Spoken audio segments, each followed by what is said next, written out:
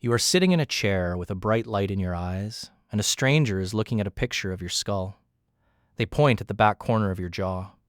There is a tooth there, lying almost sideways, sunk in bone, its crown pressed against the root of the tooth in front of it. It never came up. It was never going to. The word you hear is crowded. There isn't enough room. There is something strange buried in that sentence. Your body built that tooth. Your body also built the jaw it was supposed to sit in.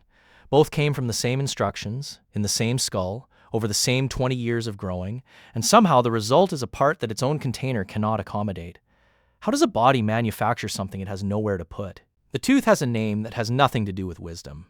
It is the third molar, the last of 3 grinding teeth on each side of each jaw, right at the back where your tongue can barely reach. 4 of them in the standard arrangement. They are the final adult teeth to arrive, and that is the only reason they carry the name they do. Hippocrates called them the teeth of prudence, because they surfaced at the age when a young Greek was supposed to have acquired some.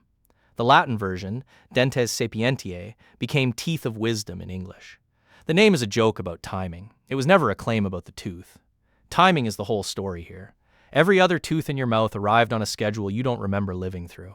Baby teeth pushed up through your gums in your first years. They loosened and fell out on a rolling timetable while your face was still expanding. And adult teeth came up into a jaw that was actively getting longer to receive them. Growth and eruption moved together. The jaw made room as it went. Third molars are different. They arrive late, in the late teens or early 20s, occasionally later, sometimes never at all.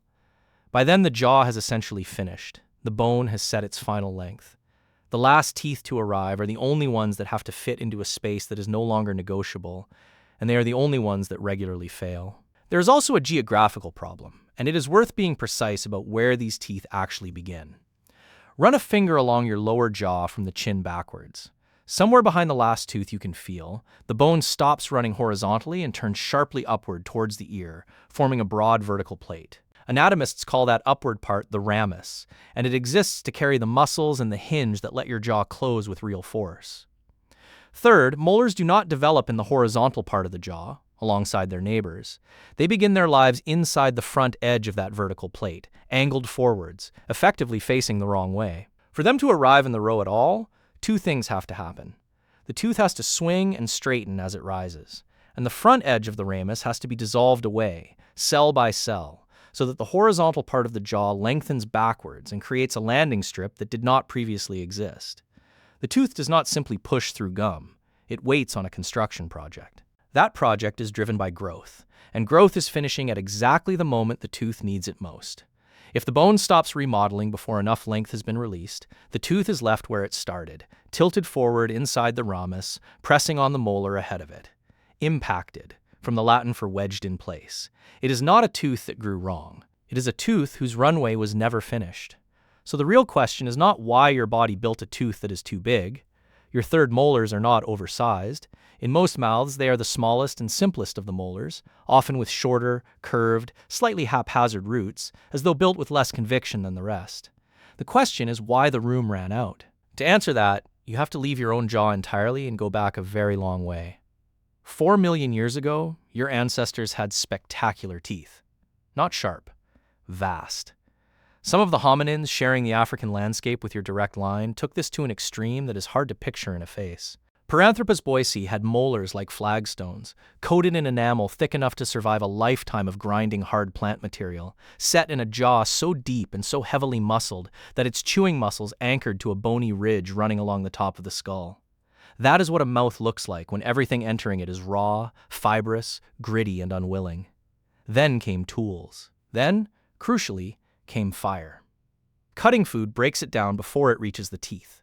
Pounding it breaks it down further. Cooking dismantles it chemically, softening tissue, gelatinizing starch, unwinding protein, doing outside the body a portion of the work that teeth and gut used to do inside it.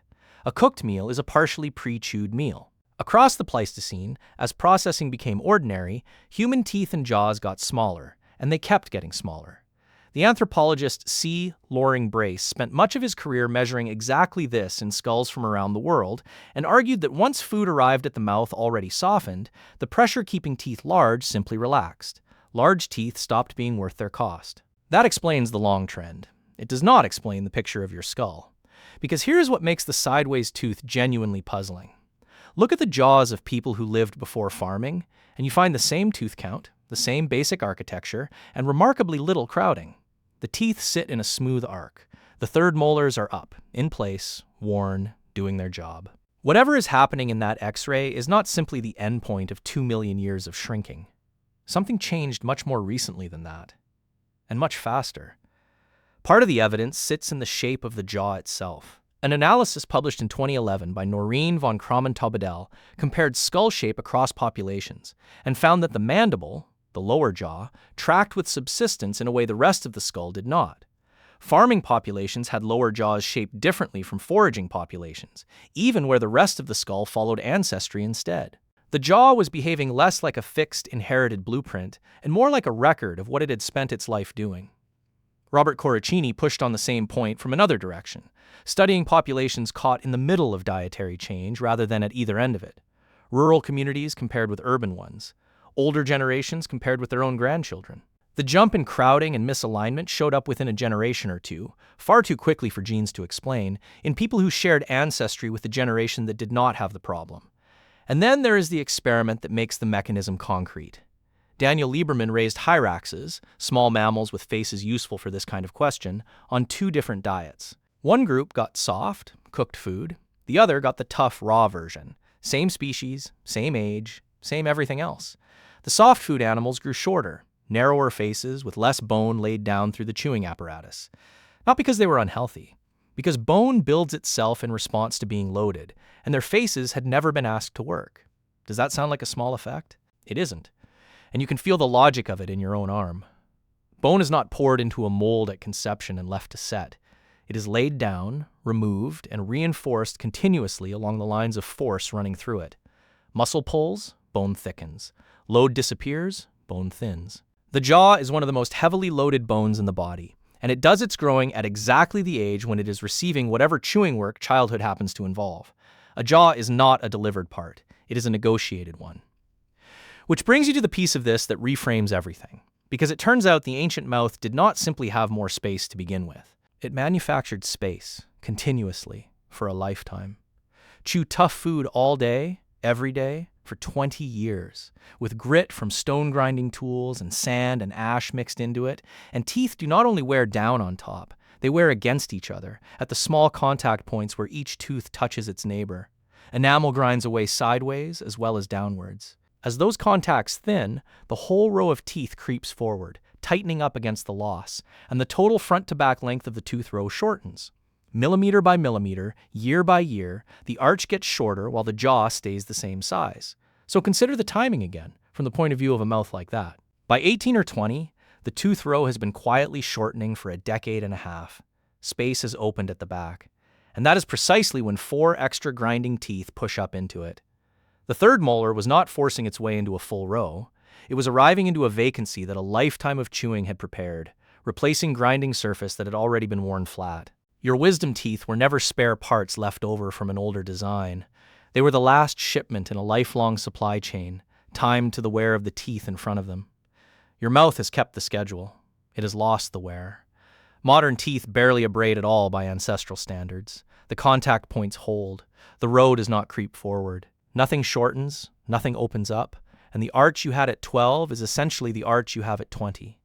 Into that unchanged, unworn, fully occupied row, on time, arrive 4 teeth that evolved expecting a gap.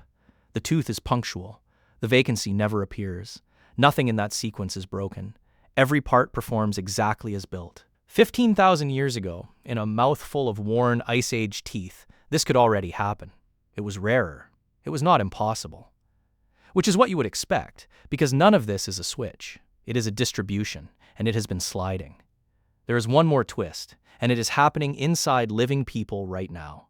In a great many mouths, the tooth never forms at all. The technical term is agenesis, which simply means a part that was never built, rather than one that was lost. A tooth begins as a small bud of tissue that has to be told to become a tooth, and variants in genes such as PAX9 and MSX1 are known to affect whether that instruction gets through. Third, molars are the most commonly missing teeth in the human mouth, and the rates differ sharply between populations. In some, the majority of people are missing at least one. In others, nearly everyone grows the full 4. What would you call that, if not evolution caught mid-sentence? A structure whose purpose has faded, whose supporting space has vanished, and which is now being deleted from the plan unevenly, in some lineages faster than others, while other lineages keep it in full. Not a finished adaptation. Not a clean vestige. A part in the process of being negotiated out, with the negotiation still open. Which leaves your own jaw, and the 20 years it spent becoming the size it is. It grew in a world where food arrives soft.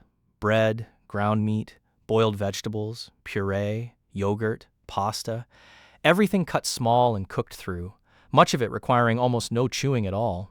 Your chewing muscles worked, but nothing like the way a jaw was calibrated to expect. So the bone was laid down to the demand it actually received, and it finished a little shorter and a little narrower than the plan assumed.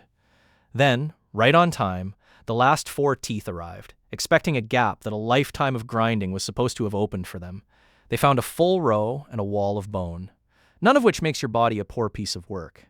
It makes it an honest one. A jaw that measures its own workload and builds to match is a smarter piece of engineering than a jaw that arrives at a fixed size regardless.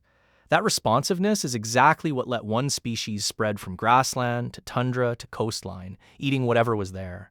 The same flexibility that made your ancestors adaptable is the reason a tooth is lying sideways in the picture on the screen. So a stranger points at the back corner of your skull and says there isn't enough room, and they are describing your jaw perfectly accurately. But the tooth in that image is not a leftover from a body you no longer have. It is the one part of the arrangement still keeping the old appointment, still turning up at 20, as though a decade of grinding had cleared a space for it. The tooth is not the thing that stopped making sense. The room is the thing that went missing.